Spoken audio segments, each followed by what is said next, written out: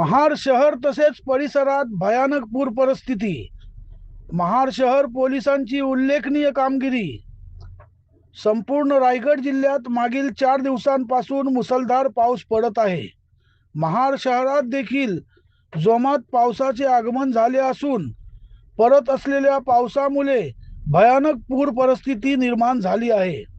शहरातील संपूर्ण बाजारपेठेत या पुराचे पाणी घुसले असून जनजीवन विस्कळीत झालेले आहे।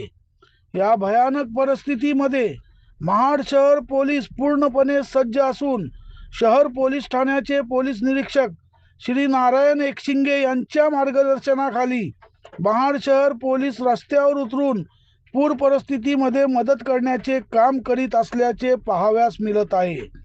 शहरात पूर परिस्थिती तसेच सतत पडत असलेल्या मुसळधार पावसामुळे काल रात्री 11:30 वाजता महाड शहर पोलीस ठाणे हद्दीतील साहिलनगर या ठिकाणी दरड कोसळून 3 घरांचे मोठ्या प्रमाणात नुकसान झाले आहे।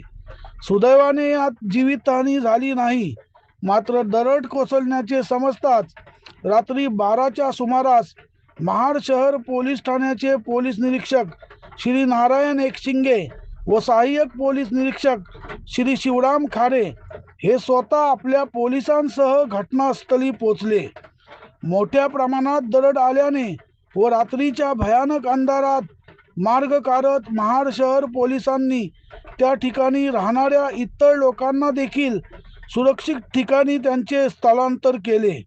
तर आज सोमवार दिनांक 6 जुलै 2026 रोजी एक इमर्जन्सी पेशंट उपचारासाठी आला होता, मात्र पुराचे पाणी असल्याने तसेच दस्तुरी नाका येथील न्यू लाईफ हॉस्पिटल या ठिकाणी देखील चारही बाजूने पाणी असल्याने या हॉस्पिटलपर्यंत या इमर्जन्सी पेशंटला पोहोचणे शक्य नव्हते।